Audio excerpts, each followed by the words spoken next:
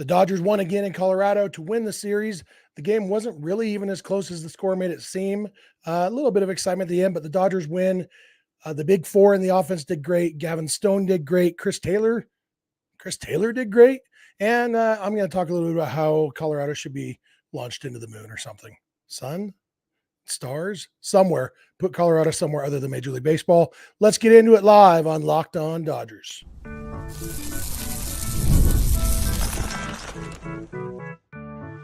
You are Locked On Dodgers, your daily Los Angeles Dodgers podcast. Part of the Locked On Podcast Network, your team every day.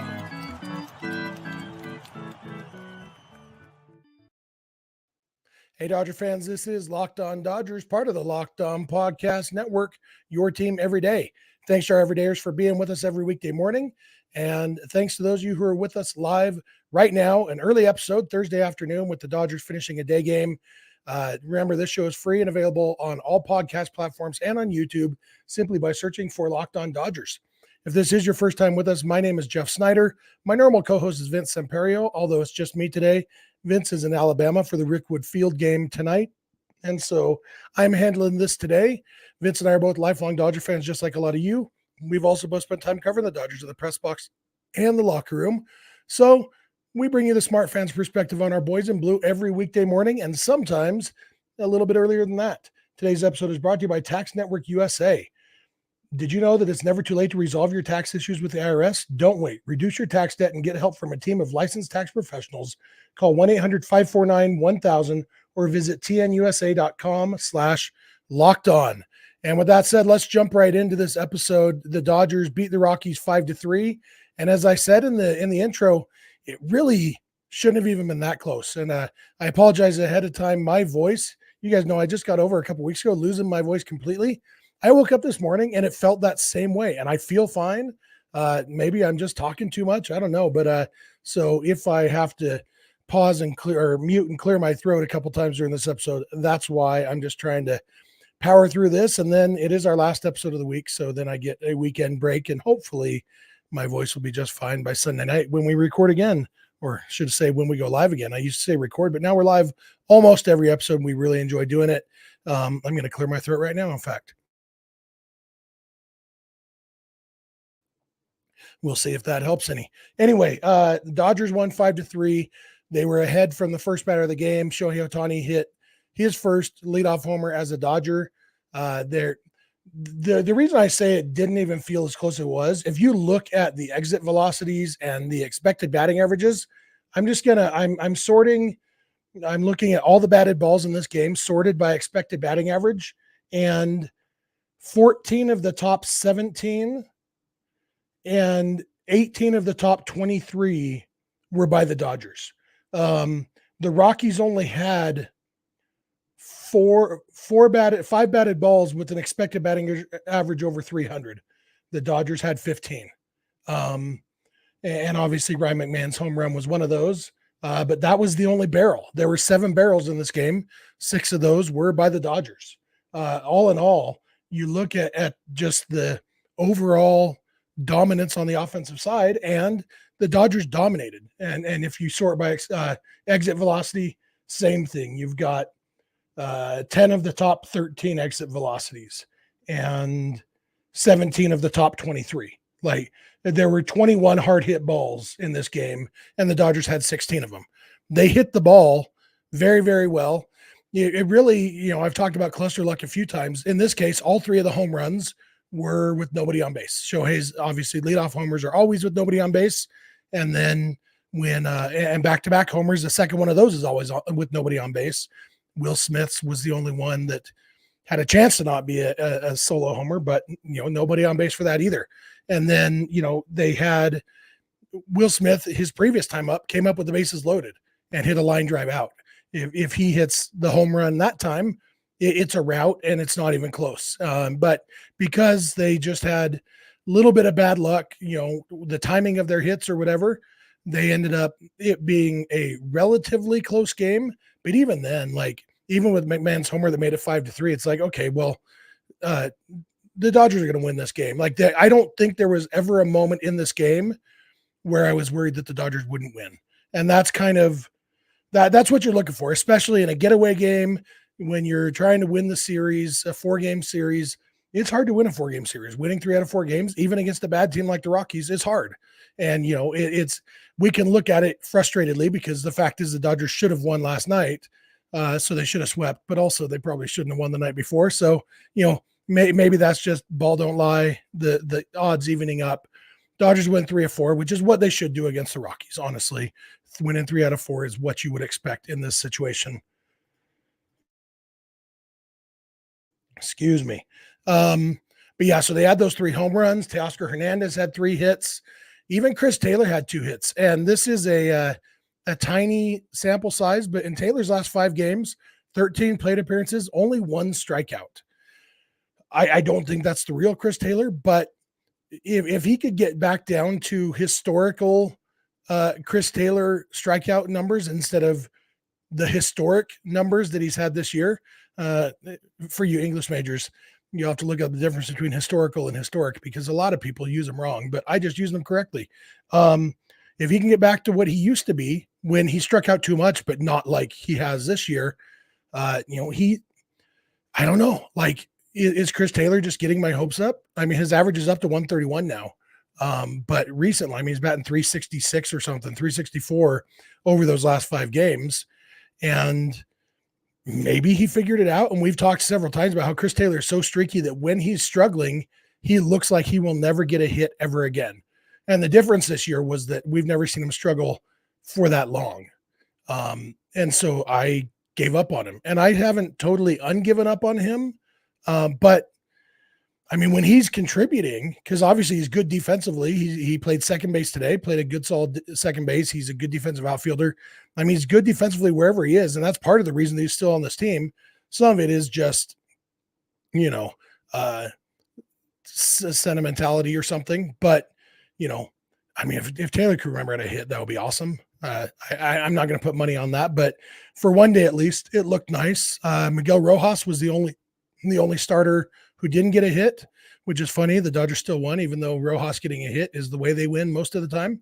But this time, not most of the time, they have 44, 45 wins now, and only 20 of those Rojas got a hit. So they can win without Rojas, and they proved that again today. All in all, offensively though, even though it was only 5 runs, they didn't score late in the game. But when you get 5 runs and you get a good pitching performance like they did, it's the recipe for a good game. And so I'm going to come back in just a minute. I am going to talk about that pitching performance because Gavin Stone was awesome in this game until he ran out of gas. And even then, we'll talk all about his performance. We'll talk about the Dodgers pitching plans the next couple days. And then in the last segment, I'm going to talk about shooting Colorado into the sun. So thank you for making Locked On Dodgers your first listen, and please keep it Locked On Dodgers.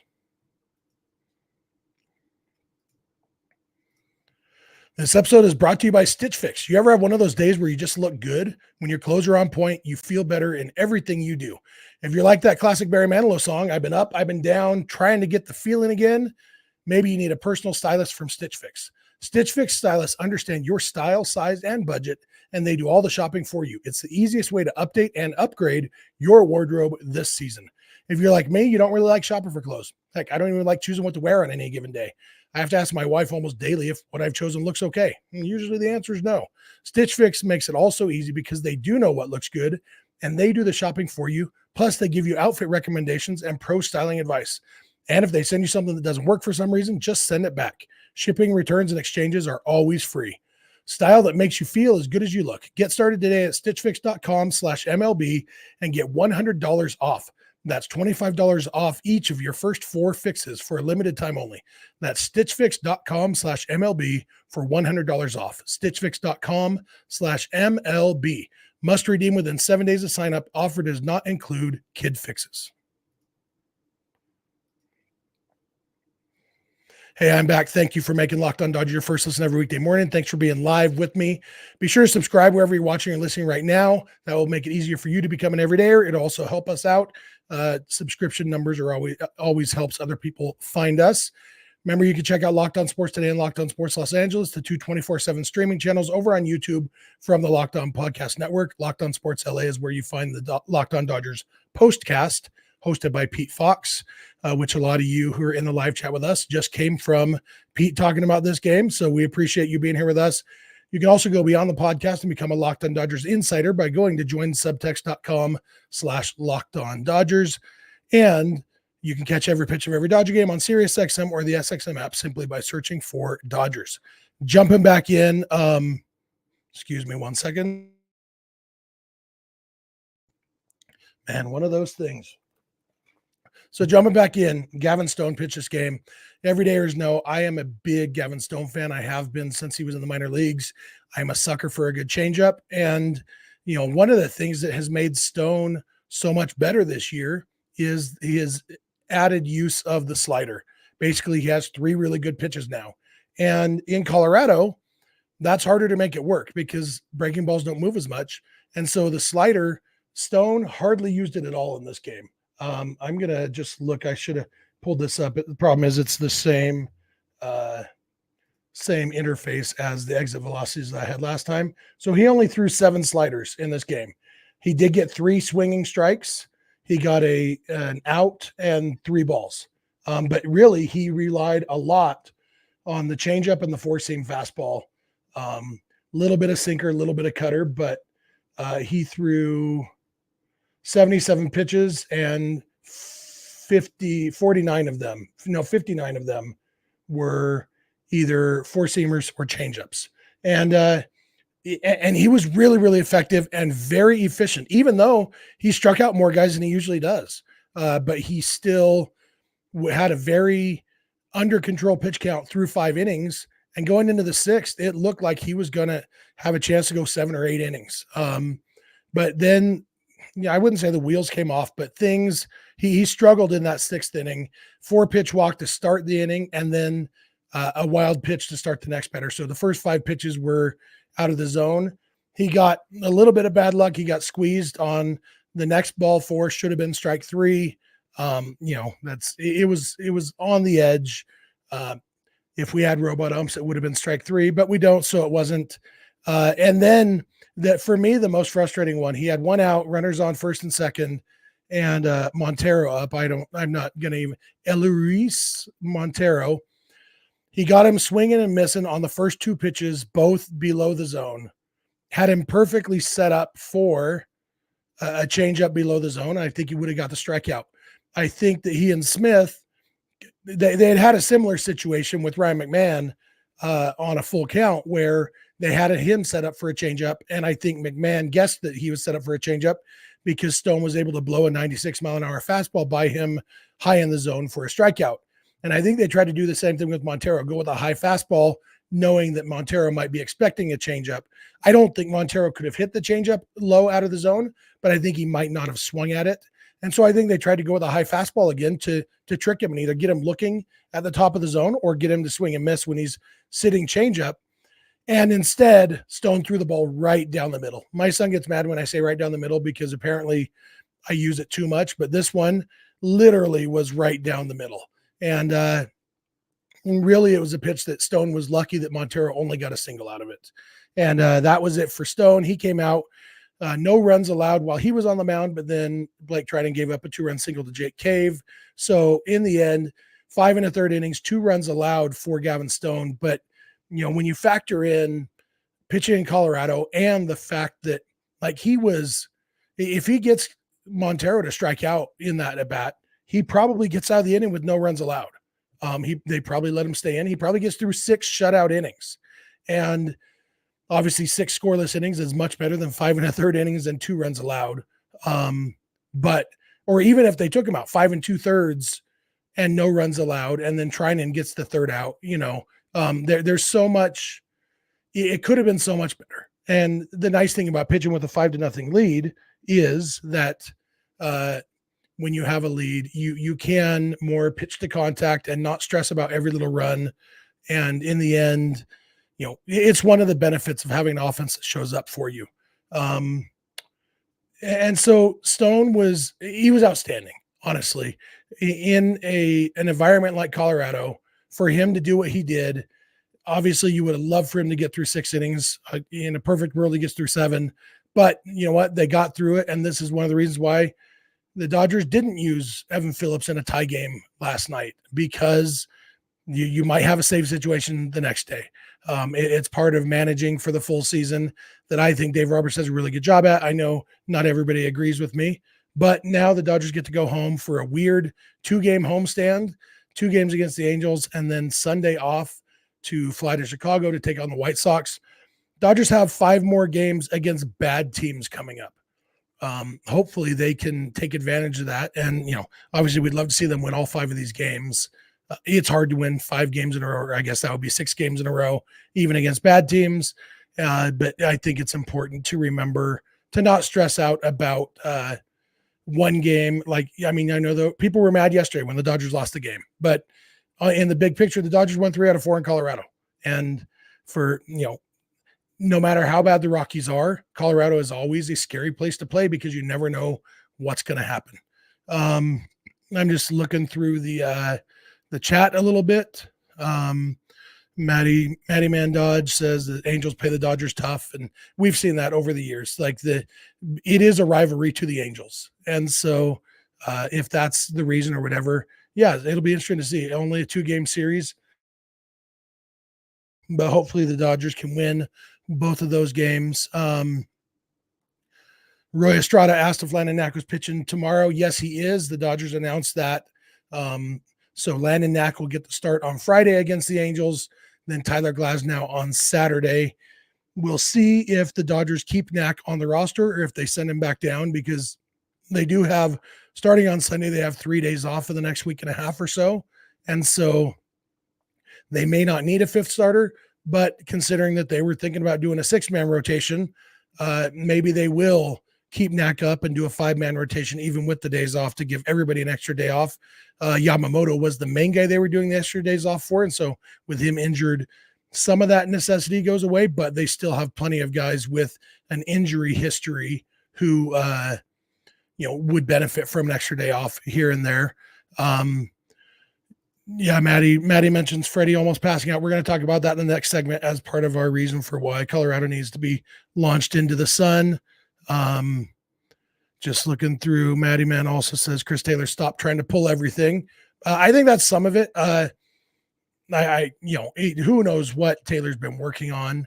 But yeah, he definitely is looking better at the plate for sure. And and BC says he hit 237 last year. It's not like he was good. I assume that's about Taylor. And yeah, Taylor hasn't been a good hitter in a few years. But when you throw on the defense, if he can be a decent hitter, and batting average doesn't tell you everything, when Taylor's his good version, he has power, he has speed, and he takes walks when he's a good hitter. So batting average doesn't tell you everything.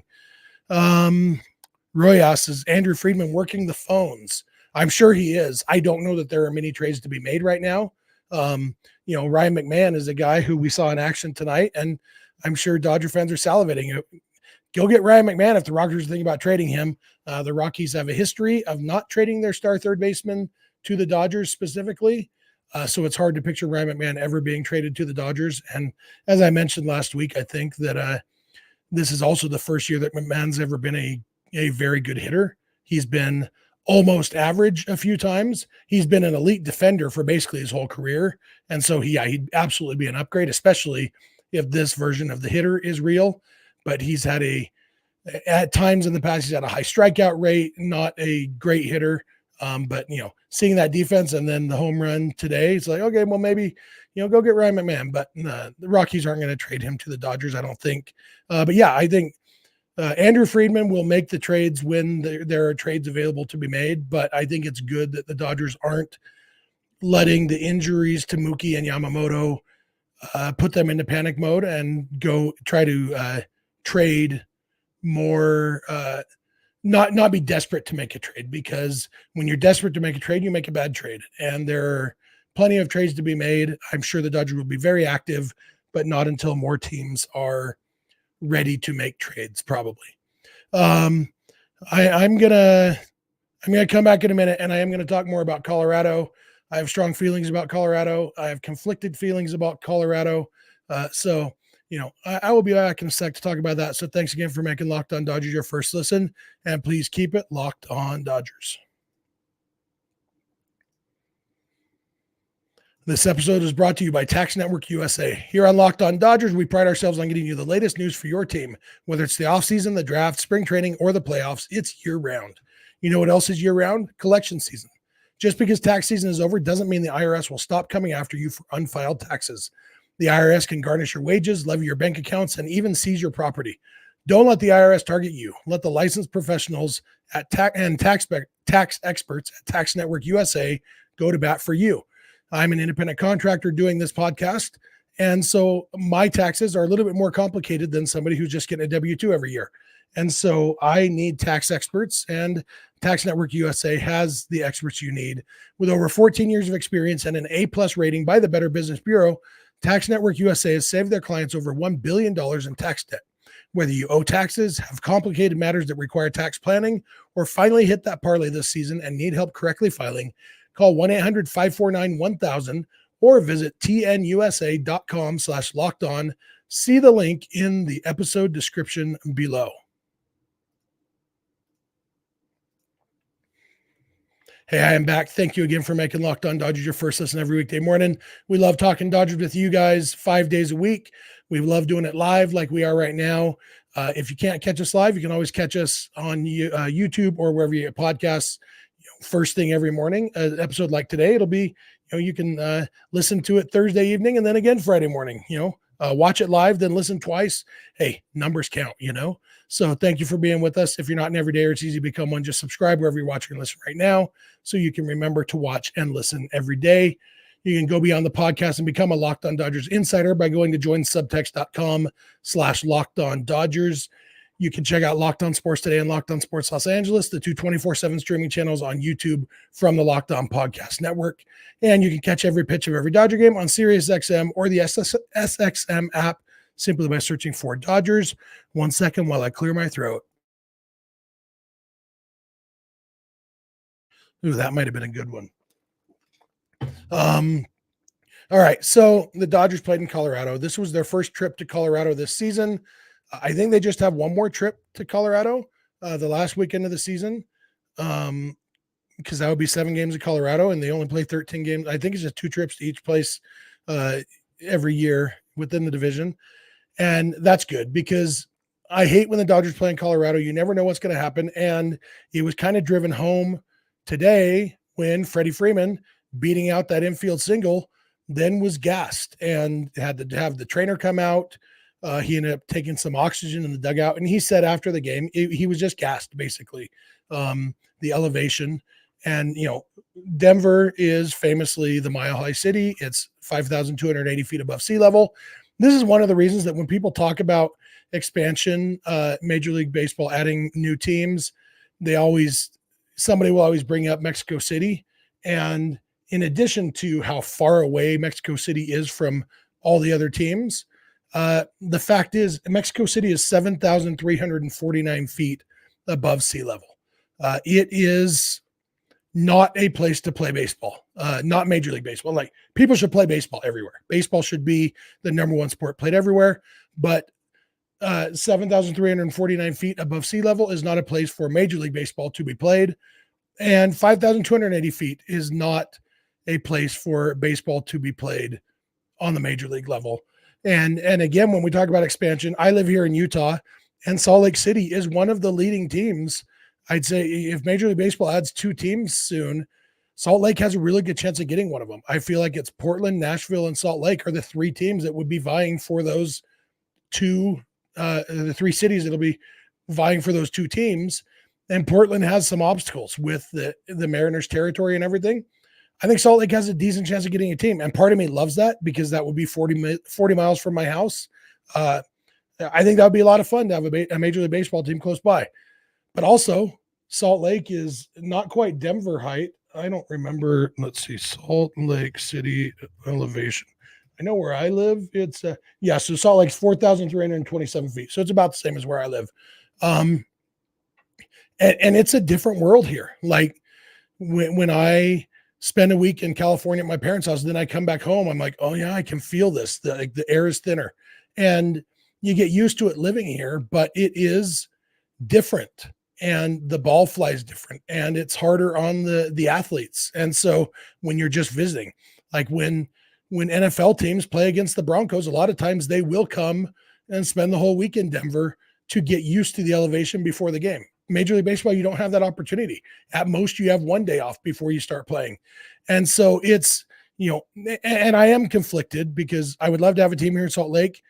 Coors Field is a beautiful field. I love a lot of things about that field. In fact, if you rotated it just a couple degrees, because right now it's kind of ridiculous, the sun in the first baseman's face at the start of games. Other than that, though, it's a beautiful stadium. I love it. And it's a beautiful city. The stadium is right downtown. So there's so much to like about this setup in Denver, except for the fact that it's at elevation. If you could just put all of that 4,000 feet lower, I think it would be great.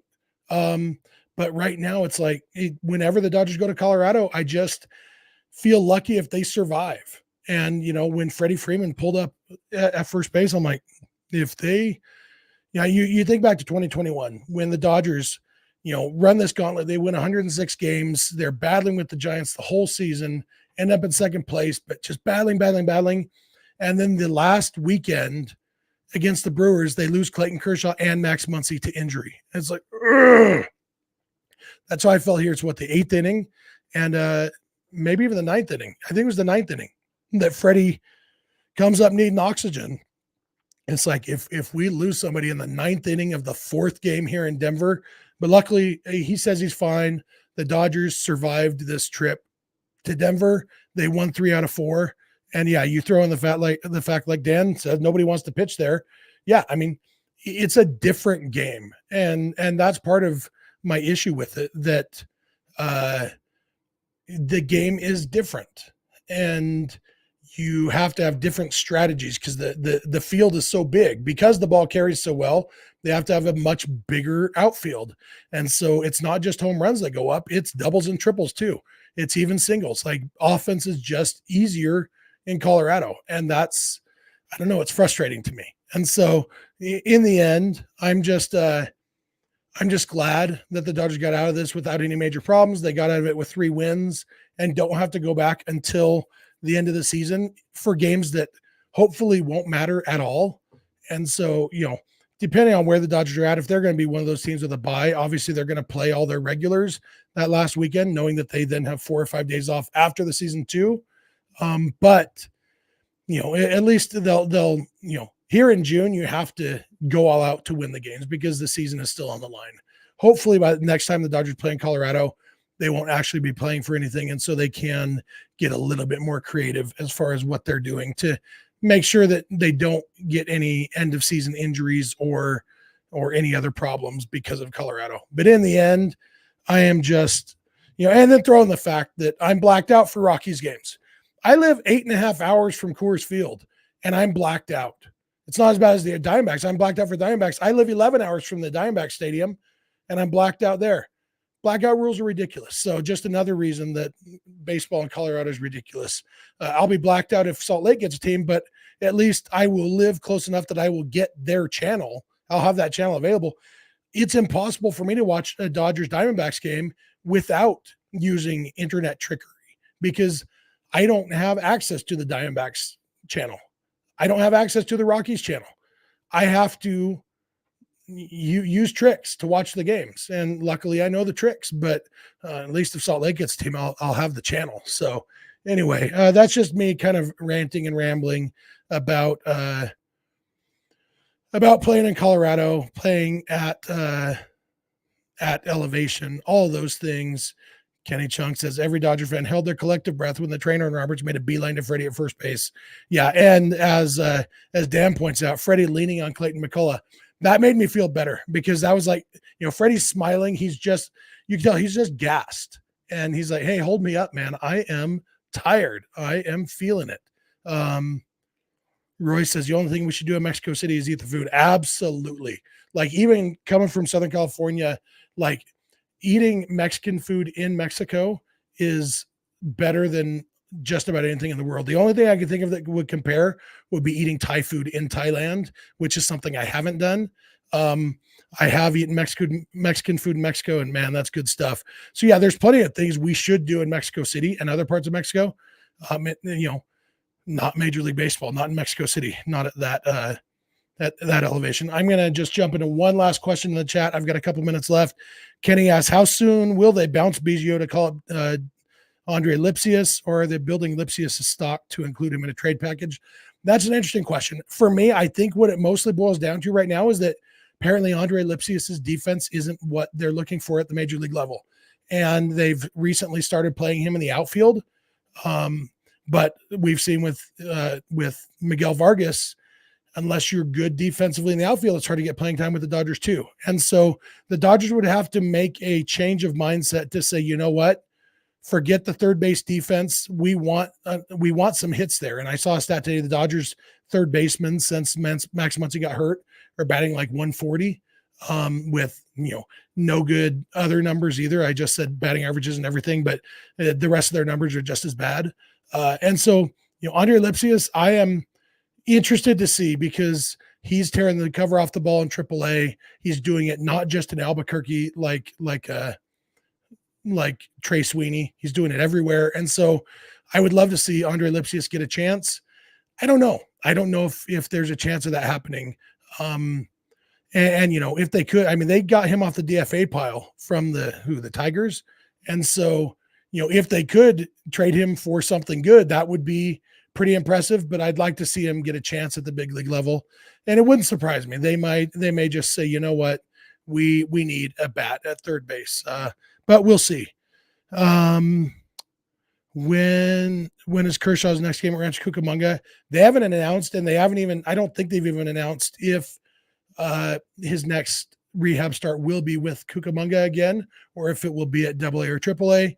But I would assume with him pitching on Wednesday of this week, I would guess Tuesday or Wednesday of next week. I think they're not going to rush him and put him straight on a 5-day schedule yet. I would guess Tuesday, and we'll see where they are. So, all right, I think that's going to do it for me for today. My voice is about done. I got to take my son to his pitching lesson. I was glad the game ended when it did, because I do have stuff going on this evening, and I was worried I wouldn't be able to do this until later tonight. And I know that there's a lot of you who, when you watch the day game, you just want to talk Dodgers here. So I'm glad I was able to do this afternoon with you guys. Thank you for being here live with us. It's been a blast.